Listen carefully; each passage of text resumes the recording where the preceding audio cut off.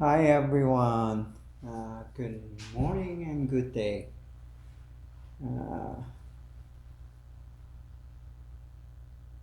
we will continue with our study on the exegesis of Bible or biblical exegesis, meaning the interpretation of Bible.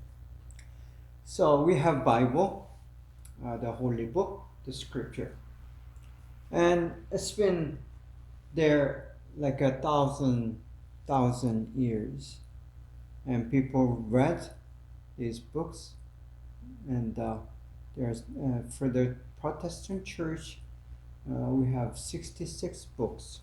The Catholic churches has just few more extra uh, added, and for Jews it's only the Old Testament, and then for also for Islam you have Quran as some of it as an Old Testament. So three major religions share the same Old Testament as their holy scripture, which means it is important as a for the spiritual life of at least half of the earth population. And thus, it is important for us to understand, be able to understand that particular book called the Bible or Old Testament, and then for the Christian is New Testament is added. So, whole together 66 different books which need to be interpreted. Thus, in the last semester, we did what is the exegesis or exegesis of Bible, and for this quarter, we are studying how do we then do the interpretation or exegesis.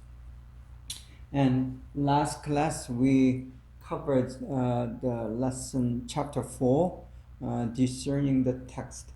So this portion from chapter 4, it is called observation.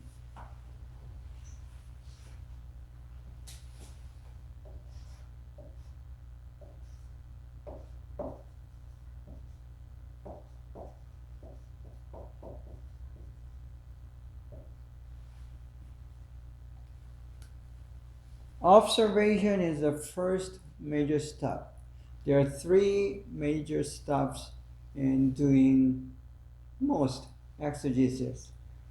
So most people, I mean the scholars or the those who study the Bible, they agree there are three major steps need to be taken: observation, then second is the interpretation, and the third would be the application. Application is actually the doing what you have learned, and then it involves some academic or study, but mainly application has to do with how you plan and act. So, and this observation is it starts by reading. As you read, you need to discern the text. Text is the passage or the portion that is given for a interpretation. So there is a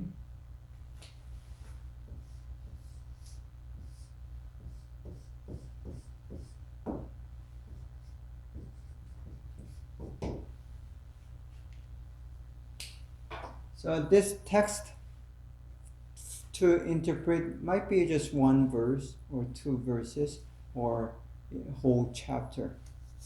It will be too much work if you're trying to interpret more than one chapter of Bible. By the way, the chapters in the Bible, you don't have those chapters in original manuscript. When the Bible was written, there is no chapters or verses. These chapters and the verses are done later on to make it easy to assess. And we want to know where we are as we read the Bible, so we want to be on the same page, so to speak.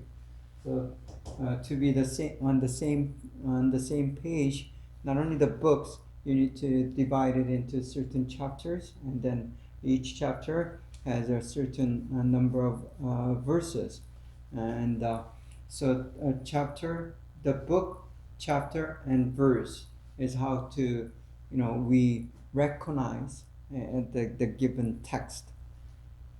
And so as you read a given text to interpret, you need to discern the text. And we did the approaches.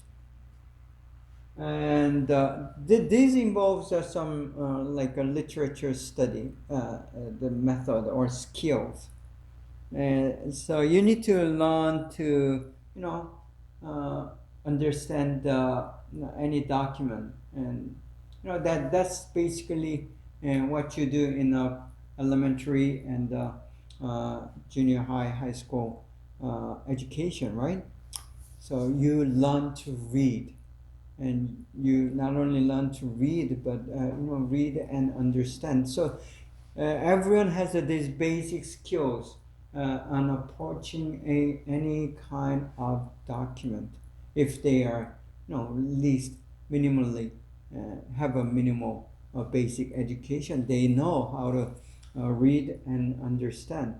So basically that is a skill that is needed to be able to understand the Bible. And so it's called a literature study, but basically it's a reading and understanding. So I told you that there are two major literature styles, narrative and non-narratives.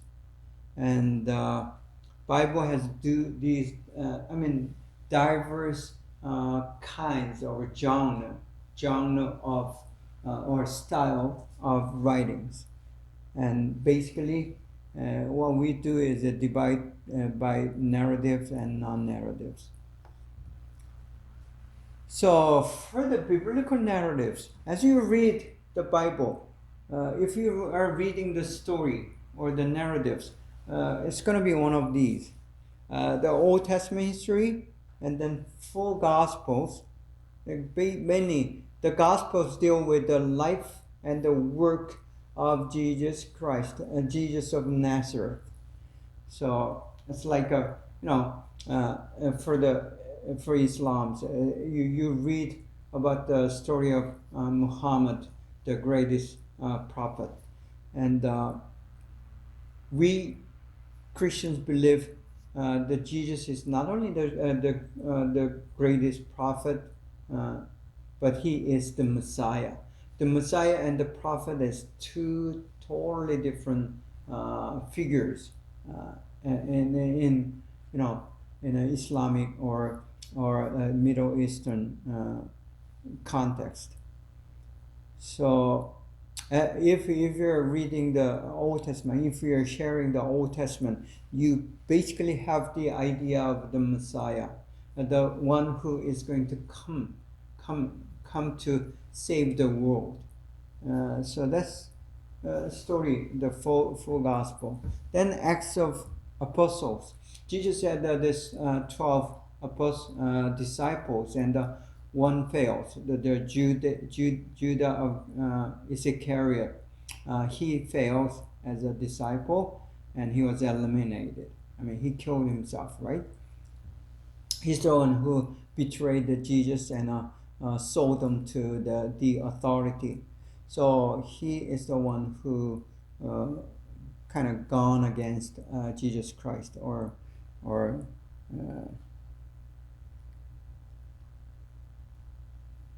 just sold Jesus. Now there are 11 of them left, and then they chose another one called Matthias, and then that makes again 12 disciples, and these disciples become apostles.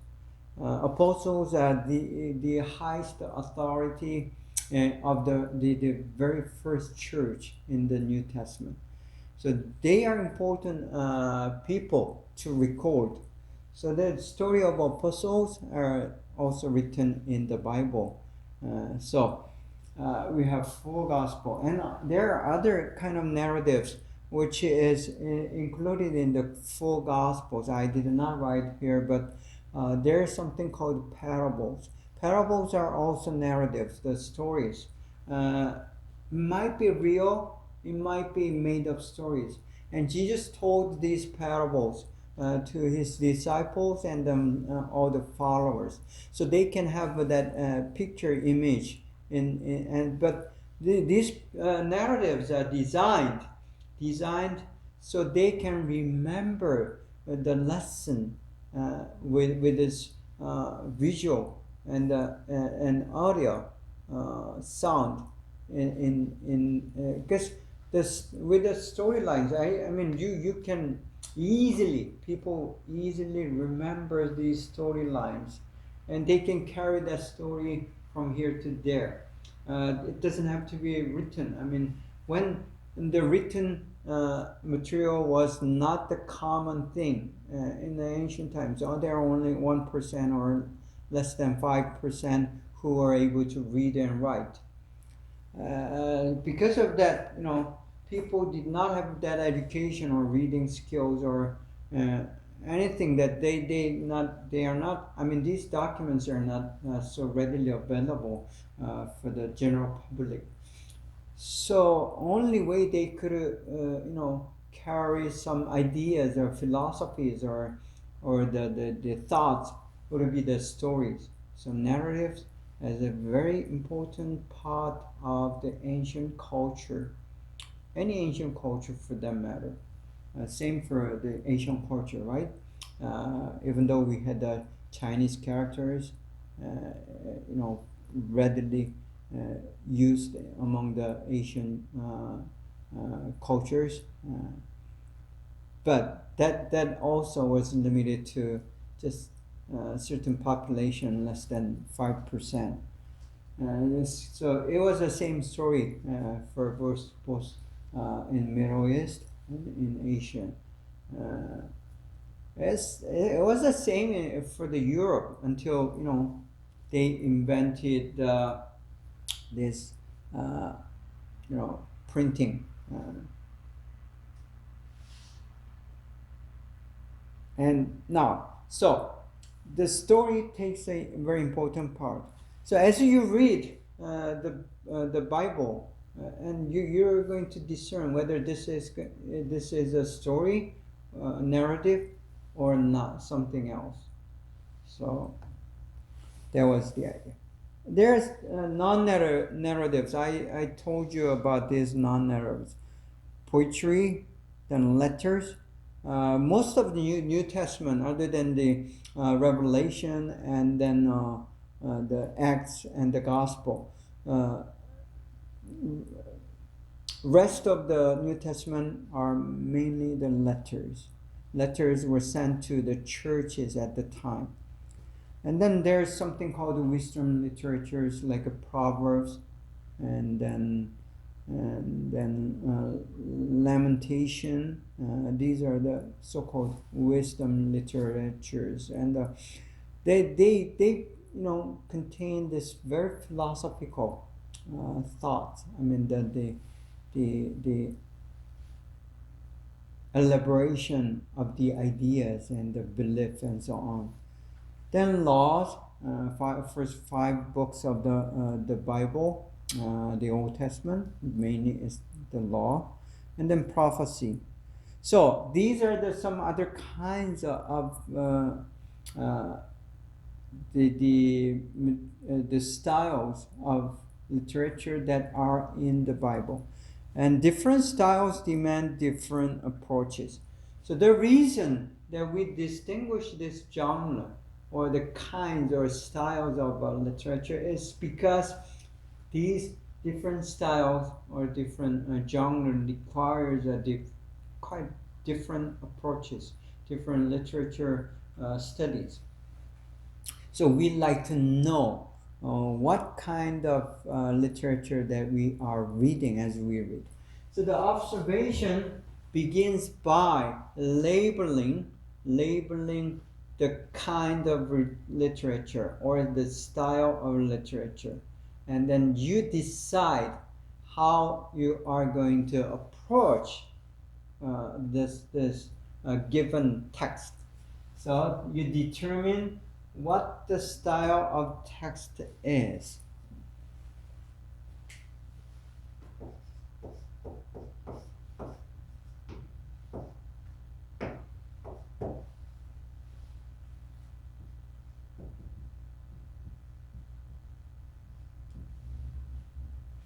So you want to discern the style, and it's not a so difficult thing to do. This is easy so far, right? So we did that. As you read the text that is given for study, you are going to say, this is narrative. This is non-narrative. If it's a non-narrative, you say, is it poetry, letters, or wisdom literature, laws, or prophecy? Probably prophecy is the most difficult to interpret, because prophecy it uses some much symbolic language. That's how prophecy is written. I mean, even in the modern days,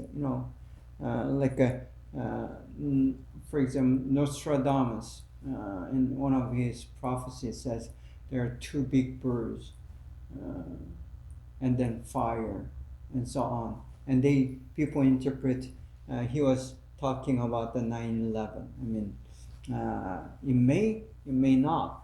So the language is kind of vague and it's symbolic. So prophecy might be one of those difficult kind of style to interpret. But most commonly for the Christians, you're either going to be dealing with these stories or the letters. Usually the New Testament letters are the main object or the passage text that you are going to study. So when we usually talk about the exegesis, either you're going to do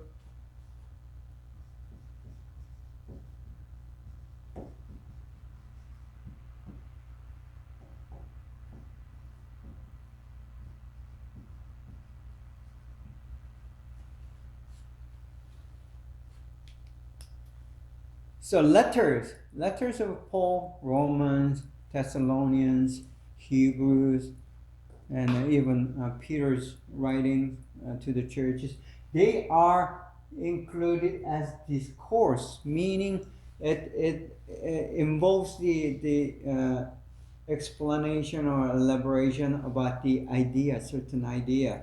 For example, salvation. Yeah, they talk about salvation. And the letters, they talk about incarnation, and then redemption. These are kind of the topics and the themes they discuss in the letters, because letters are usually aimed it's written with the two different ideas or the goals. First is to encourage and to tell them how to behave or act as believers in the church and outside the church. That was one thing. So how to live as a Christian. That was the first theme of these letters. Second letter is what to believe. What to believe. So there's a how to believe and live, and there's what to believe, which usually we call a doctrine. So it involves doctrines and then instructions of a Christian existence. So that's the contents of discourse. Discourse involves the around the idea, and It's like more like this thesis, you write, or or dissertations. This course is that kind of style of literature, while the narrative involves storyline, the characters, and the events.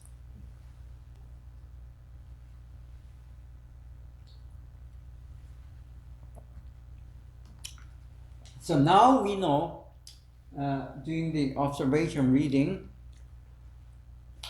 and we will go further into the study of narratives.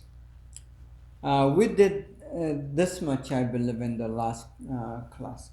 Narrative, there is 6W1H, which is kind of rule of thumb. You need to remember that, 6W1H, as you approach the narrative. This is a main thing when you're doing the observation or reading of narrative. So you want to find out, when, where, who the main character is. That's who. To whom. That involves the side characters or minor characters. Sometimes there are two major characters, who to whom, one-on-one. And for example, there is a story of Nicodemus in John chapter, I believe, 4. Okay, you're reading let's say you're studying the Gospel of John, and you're on chapter 3, I believe it's chapter 3. Anyway, there's a story of Nicodemus. He is one of the high officials at the time, and he make a visit to see Jesus, and during the nighttime, after the sun falls, and then he comes to ask a question about this, salvation. For him, the Nicodemus, salvation was guaranteed, because he's a Jew, and he's a member of Sanhedrin, which is the highest official governing body. And then I'm certain that he is one of the so-called Pharisees. They are the ones who are trying to keep all the laws as much as possible.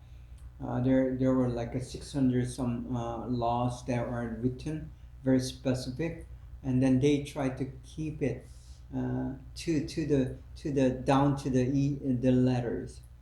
So he is kind of sure that he is going to end up in heaven, but listening to Jesus as he tried to follow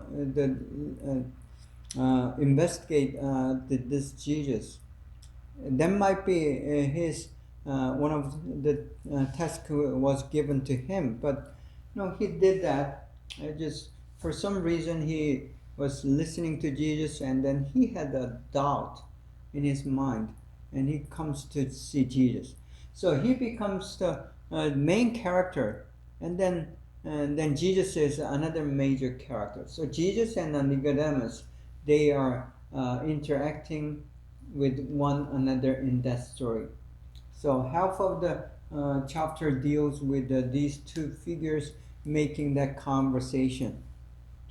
Another example would be the lady at the near the well of Jacob, or Jacob's well, and Jesus meets this lady middle of daytime, which no one comes out because the sun is too hot.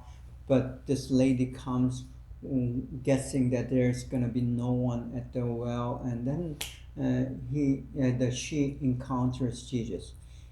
So Jesus and this lady, who is not a Jew, actually she is a Samaritan woman, and they have this conversation. Usually that is kind of out of context, out of usual, because no Jewish man would talk to a Samaritan woman unless he has something else in his mind.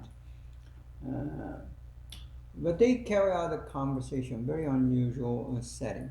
So these two people, who to whom, they talk to one another. Then eventually they talk about the living water. Okay? So the main theme of conversation carried out, around this theme of living water. And then prior to that, they also talk about the true worship. So what is the true worship? And these are kind of topics that the conversation was about. So as you read these passages, for example, know when did it happen? Middle of the day, which is very significant. I mean, it's like a 3 p.m. And in that weather, in the land of Samaria, Palestine. It's pretty similar to the weather here in Southern California in the middle of summer. You don't go out in the sun in the middle of July at 2 p.m. I mean, that's really sizzling hot. So where is Jacob's well? That's very significant place as well. And then Jesus to this lady home. Why this conversation is carrying on, and why the lady came out to the well at that time, and why is Jesus passing by through Samaria, the land of Samaria, which usually is not the case. So there are several whys. And then how the content of conversation is that who's aggressive, who's defending, who's offending, and what was the kind of language that is used, and so on. So that's going to be like a how, and wherefore. As a result, this lady, the Samaritan woman, whose life is not so normal or ethical, she goes back to the village, just throwing out everything, and then she tells the people, "Look, I met this Messiah that we were waiting." And you need to have some background knowledge about the land of Samaria and the people in Samaria, which neither they are Jew nor Gentiles, because the Samaritan people are the mixed, the Jew who marries the non-Jew, and if they have offsprings,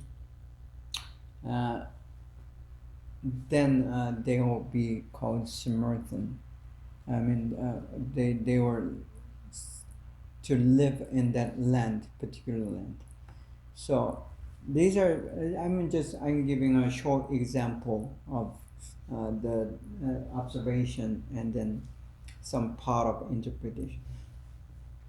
As you read the narratives and the stories and the ancient stories in the Bible,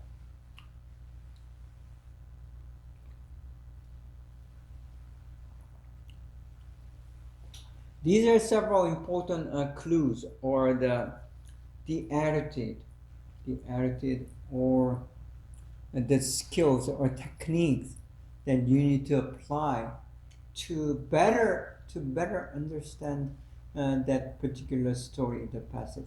Without understanding the passage and the text, you're not going to be able to interpret. So before you interpret, you need to kind of understand what the passage is about. And for the story, you need to go into the story.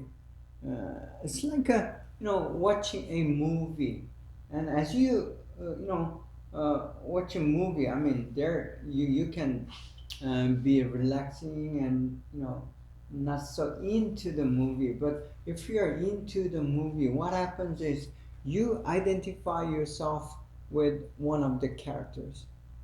Usually it's a good movie when you can identify yourself with the major characters, the leading lady or leading man of the story. So identification is, I'm talking about that. You try to identify yourself with one of the characters. For example, I gave you the story of Nicodemus and Jesus having a conversation about the kingdom of God, the salvation, how you are going to enter that heaven.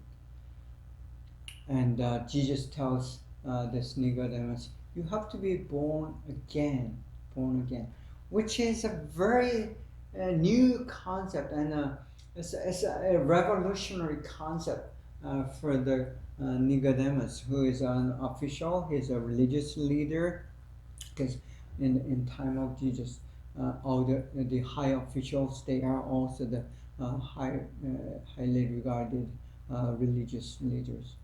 So if you are not religiously on the leadership position, you are not able to hold onto those high official positions. So we know that this man called Nicodemus, who probably is aged not so young, because you have to be a certain age to be an elder in the community, and if you're not an elder, that you're not going to be in the office of Sanhedrin. So we safely assume that this guy's been aged and experienced, have very respect of the community, and he comes and asks the question about the salvation. And then Jesus answers, you have to be born again. And then he is puzzled. So you try to become more like Nicodemus. And from his position, you're trying to understand this term, being born again. So to born again, to regenerate. And then later we comes to this idea of resurrection, which is a very, again, a new idea. There is no such an idea in the Old Testament, but Jesus talks about this resurrection, and there are people who hears that is very puzzled. And you try to immerse yourself, go into the water. Immersing is going into the water. So there's John the Baptist. He gives this baptism of immersion, putting people into the water and then bring him out of the water. So that's kind of baptism that Bible shows us. And the Baptist, Southern Baptist or whatever the Baptist, you do the immersion kind of baptism, right? So immersion means deep into the water. So you immerse yourself into the story, and doing the identification and immersion is a very necessary and as a critical skills that you need to really understand or interpret the narratives. So observation, as you read, you're going to immerse yourself into the story. Then the people, and not only you identify with one of the characters, the main character or the secondary character, then there are other people who are watching or involved in the story. You're going to be one of those people at the same time. So you play several different characters in the stories to better understand that particular narrative in the Bible. On the place, you want to become familiar with the place that this events or episode is happening. How do you get familiar with a place? I mean, if you're watching a movie or drama, that they have this visual thing, and you don't need to guess. I mean, you just see this background or the place. I mean, they don't describe it; it shows you. But in the Bible, this narrative, they try to describe, and you need to some imagination to be able to guess or imagine the scenery, the place.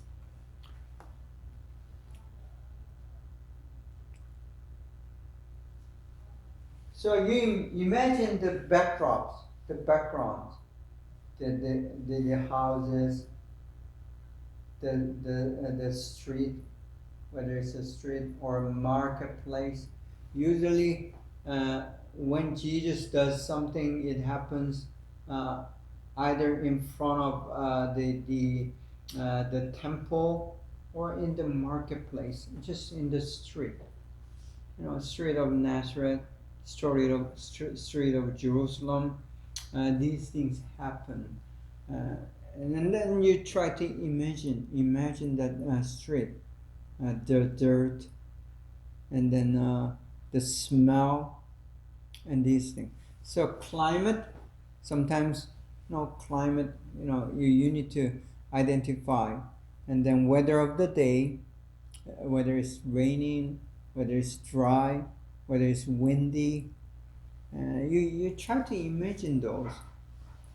And the season of the year, if it's winter, I mean, Jesus was born in the winter time of the land, and it was cold. You gotta know it is pretty cold when these the shepherds at night. I mean, no, they were cold. They were around this bonfire, talking and trying to just spend the night and waiting for the sun to come up, and then the angel appears in the middle of the night. So that's kind of weather they are in, and it's good to know. I mean, good to identify yourself as one of those little shepherds, and you feel that chill and that cold wind at night. And landscape and geography, and then hour of the day. Okay, there's a mistake. It's an hour of the day. So season of the year, hour of the day, very night. It's just probably past the midnight, 1 a.m. or 2 a.m. when the angel Michael, right? No.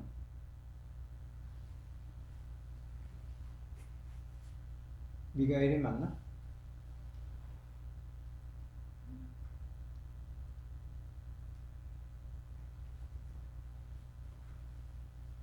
The angel make a visit to see the little shepherd. Gabriel. The angel Gabriel comes and make a visit, and they were surprised to see the angel coming and telling the story of the Messiah being born.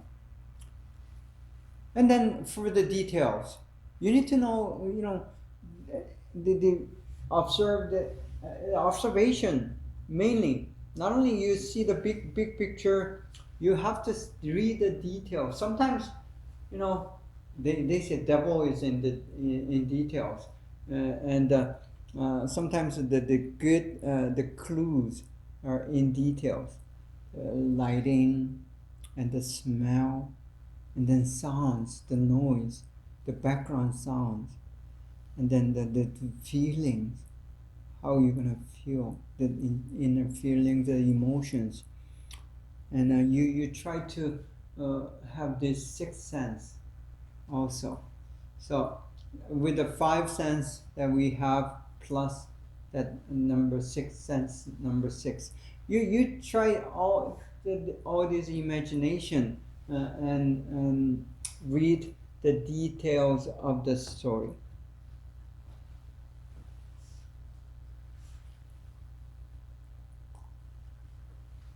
Next will be the discourse. So literature study, mainly we deal, as you study the Bible, I mean especially the New Testament, you're going to either deal with the narratives, the stories, or non-narrative, which is a discourse. And so you find the majority of discourse in the New Testament, and most of them are letters or epistles, so-called epistles written by one of these, the apostles. Okay, let's try to define the discourse in the dictionary. It says formal and orderly and unusually extended expression of thought on a subject. And it's a mode of organizing knowledge, ideas, or experience that is rooted in language and its concrete context, such as history or. So Webster, Merriam-Webster says it's a formal and orderly and usually extended expression of thoughts. So there's a thought, for example, is the salvation, which is one of the key theme in the New Testament Bible, and Paul tried to give the idea of this Christian salvation or salvation through Jesus Christ, and he elaborates, he extends on in the book of Romans. So first 15 chapters of book of Romans deals with this idea of salvation, redemption, and then appeasement, and atonement, and then resurrection, and the sin, and sins, and the cross, the blood. These are the ideas that are involved in the first 15 chapters of book of Romans, and he writes on those themes, those topics, those ideas. So that's what the discourse is about. So you need to identify the topics of discussion. Topics of discussion is what is he or she is talking about in this elaborated the writing about the certain idea. So what is it about? Before, what does he or she says about it? That's going to be the theme. So theme or thesis is what he or she is saying about this particular topic. So topic is the subject of the discussion. So in the Bible, it could be salvation, it could be kingdom of God, it could be about how to use your money, and what's the place of this wealth and money in your faith. That could be a topic of discussion. I mean, it talks about marriage, and it also talks about how to give respect to your elderly people, especially the parents. I mean, the Bible talks about all range of issues regarding the reality and the existence. I continue to repeat this theme of reality and existence because Bible is basically about the reality, including the God and divinity, and the existence, including your birth and your death, marriage and children, and money, the finances, and then your moral life, ethical issues like adultery, and then stealing, and then hating someone, and then it talks about the relationship, and then stewardship. These are the topics of discussion. Okay. Then there's something called topic sentence, and if you studied in America, and if you've gone through the junior and the high school, or even elementary education, you've heard this thing, topic sentence, many times. And as you read a literature, any kind of literature, especially the discourse, your job, I mean, as a reader, is to try to identify the topic sentence. Topic sentence usually contains the theme or thesis, which again is what an author, he or she who's writing this document or this writing, says about the given topic. So topic sentence usually is a one sentence, or sometimes it extends into a paragraph, but it's a one sentence that summarizes what the author is trying to say or tell to the reader. So it is very crucial and important to identify these topic sentence if you're reading a discourse, the letters. And the thing is, the discourse is not limited to the letters, and we find some portion of this discourse in the narrative. I need to talk about this. Okay, we said there's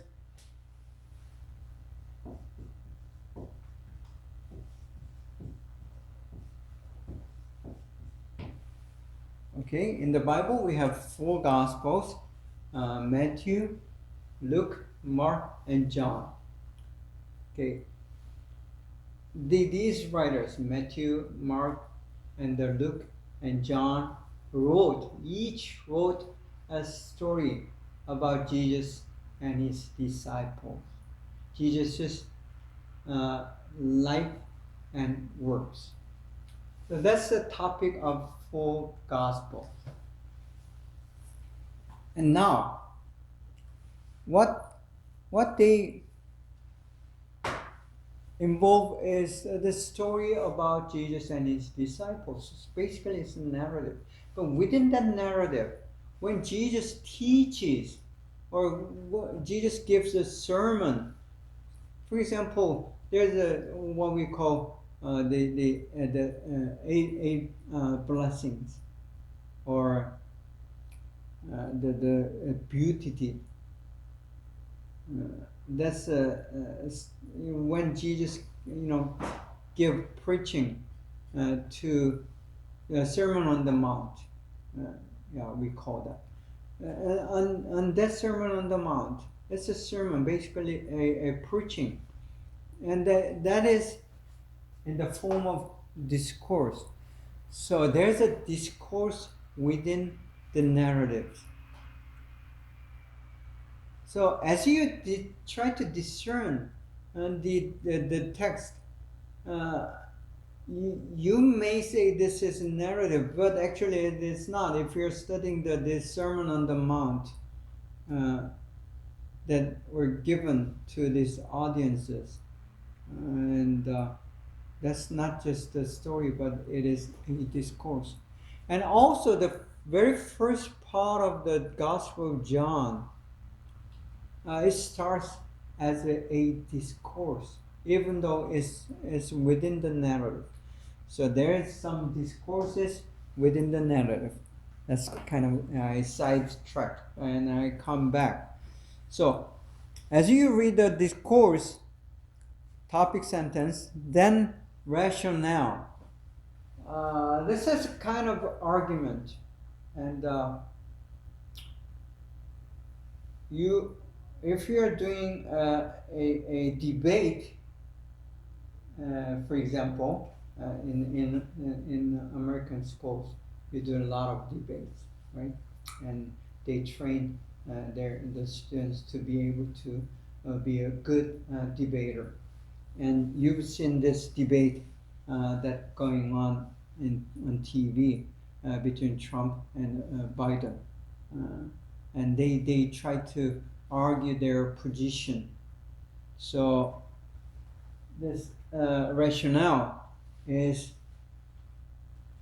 your own logic, your own support of argument. So when you write a discourse or writings of kind of discourse, you have to support your position, and you have to have a certain logics, and that's called rationale. And it has to be reasonable. It has to be rational, and it has to be logical, and you have to have evidences and support or proof or even testimonials or your own experiences that proving this is true and this is what I perceive. So you need, when you have a thesis or a theme to claim your ideas, your thoughts, and your position, then you have to have this rationale that goes with it.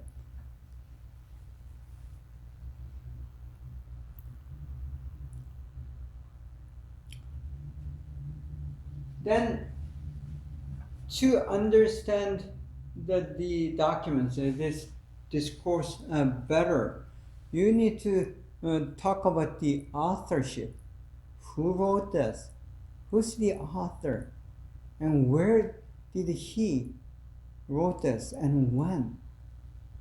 Because when is important many times because it has certain implications and significance. For example, Paul has written many letters, but some of the letters are called prison epistle because Paul has written those letters while he was in prison or he was in the house arrest. And some of the letters were written right before his execution. You know that the Saint Paul or Apostle Paul has been executed or killed by the Roman authority. So when you write something knowing that you are going to be near the end of your life, those documents going to be different than the just usual document. It has more like your last words or the last sayings, right? So it may have those texture or taste or the mood behind it. So when might be another key clue in making that interpretation of your text or your documents. And why he wrote this is going to be very important in understanding a discourse. And how he or she writes it. The kind of the flavor, sort of flavor of those documents would be another key clue in understanding the particular literature or document. So these are some of the things that you want to be concerned as you try to begin your interpretation by reading, which is called observation. So not only you observe and find these facts, the answers to these items or these questions, but you need to find out these.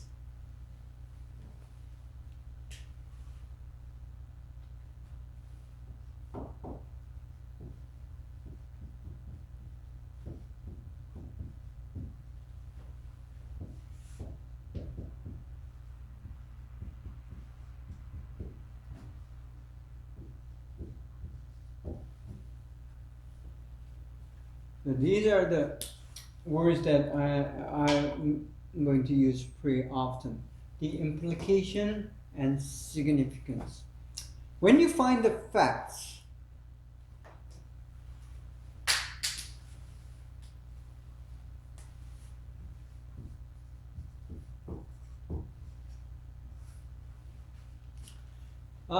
when you're doing the science, finding facts is very primary. It is very crucial and important. But if you remain just finding the facts, you're not doing the interpretation. Interpretation involves finding the implication and significance of those facts. So, observation basically identifies these facts, but actually observation should involve finding the implication and the significance of these facts, because that will translate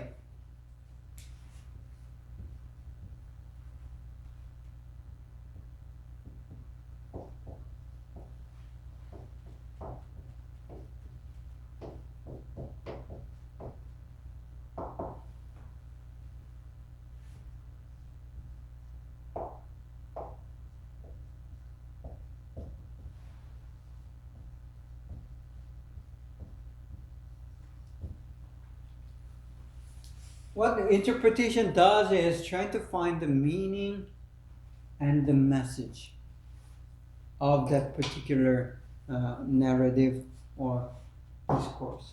So we deal with this narrative and discourse basically, and by finding the facts, then you go into the implication and significance, which is like a bridge. It's a connector between the observation and interpretation. So with this knowing and understanding the implication and significance of the facts that you have found through the observation, then you are trying to determine or discern the meaning and the message within that text document. So this kind of shows the like a thought, the flow, the process chart, the flow chart of doing the exegesis. So observe the text. Either you're gonna try to determine, am I doing the narrative? Am I doing the discourse? And then there are two different approaches. Narrative requires a certain approach, while discourse you have to use a different method. So by doing the observation, you come up with these facts that you are identifying these facts that are listed in the observation categories or objectives or goals. And as you find these facts, then you say it means, it implies. So there's an implication and then significance that you kind of find from those findings, the findings of facts. And then you go into the interpretation using this implication and significance, and you come up with a meaning and the message. So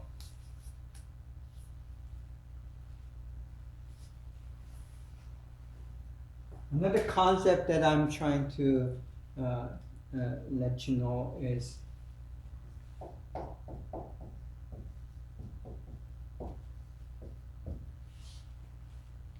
findings are the result of observation and interpretation. So as you do the observation, there are certain findings called the facts or answers to the observation questions.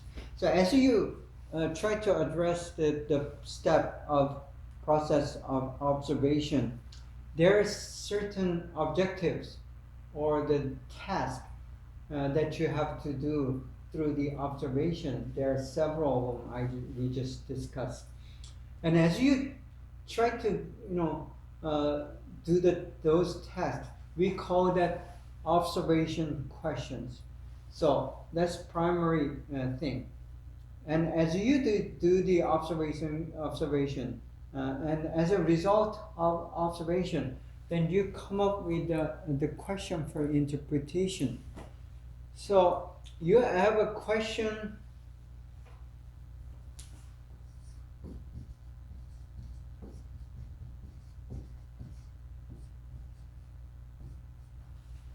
And as you try to answer, as you answer those questions, you come up with this something called findings. So that's basically what the science does. Any kind of science, whether it's a natural science, social science, or some other kind of science, psychology, even psychology is today called science. And then literature, study of literature is also a science. So any science involves your questions. You want to know about these things. You have questions. You have desire to understand and know about the things, the reality, and then you come up with the answers. Another, more technical word for the answers is finding or findings. So scientifically, you're asking questions, which is also called objectives or goals, and then you come up with these findings. So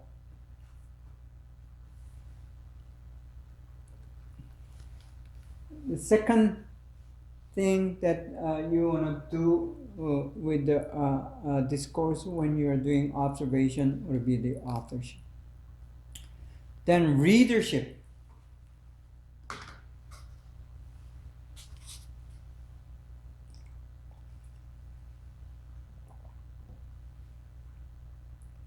When you're dealing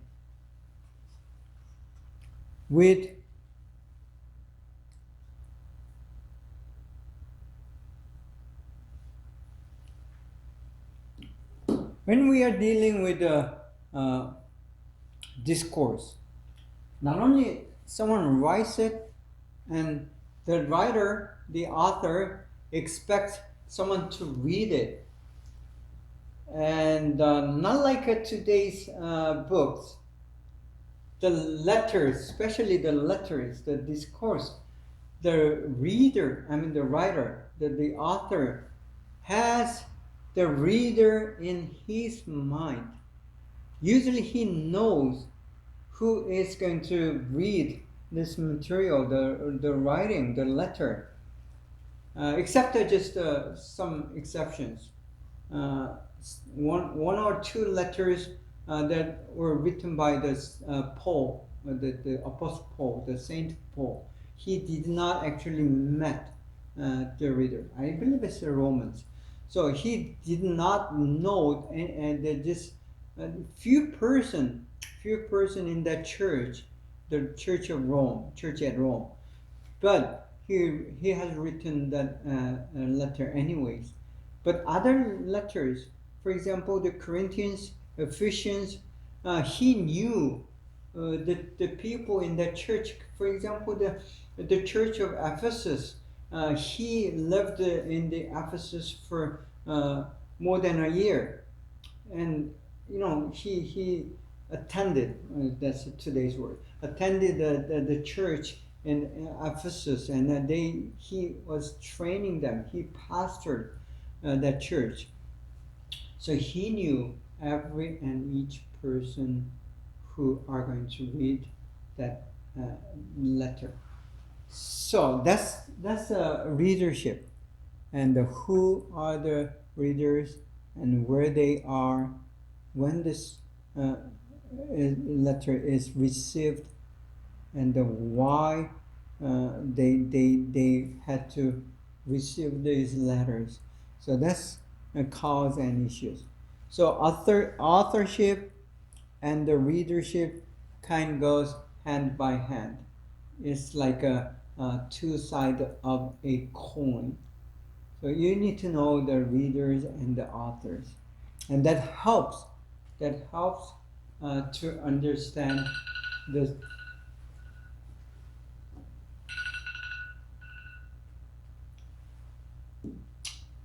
the implication and the significance of that writing or that particular sentence or paragraph.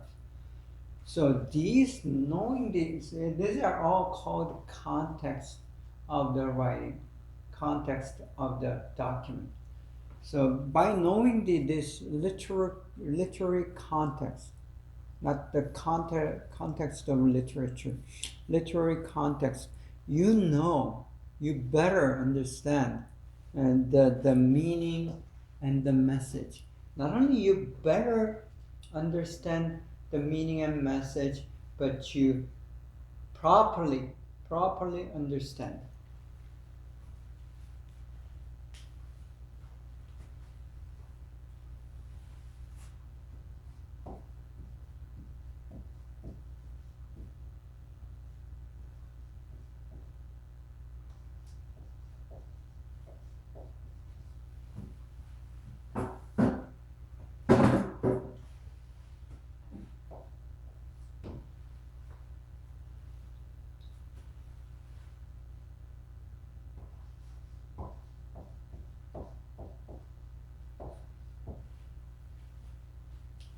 These might be the two measurements in understanding or interpreting any document. You want to be correct. You don't want to be wrong on understanding the message and meaning. Not only you want to be correct, you also want to be better or best, at least good. So there's a good interpretation and better interpretation and best interpretation. And there's a correct interpretation and wrong interpretation. You don't want to be wrong in interpreting or understanding a message and meaning. So our goal as an interpreter is to have a correct, interpretation and also better.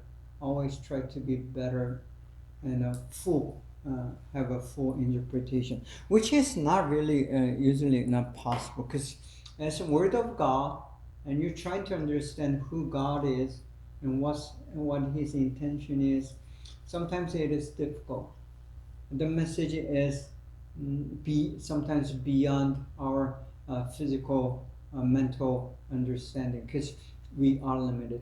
But we try our best, try to reach that depth and that wholeness, right?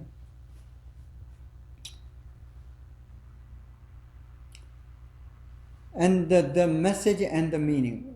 I mean, you're trying to understand the message, and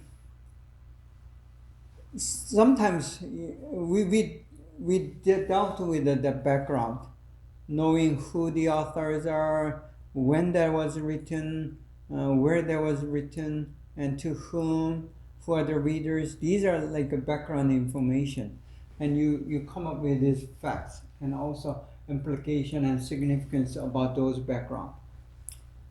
And then you come to the message, and there are two different kind of message: explicit and implicit. And then depending on which kind of message, you need to have a different approach. And then we have intentions, something called the intentions, which sometimes is obvious, sometimes it's not so obvious. And then again, the implication. So these are like elements that you want to cover as you go further deep into the discourse. And I think we ran out of time, and we'll stop here for today, and I'll continue from this page on for the next class.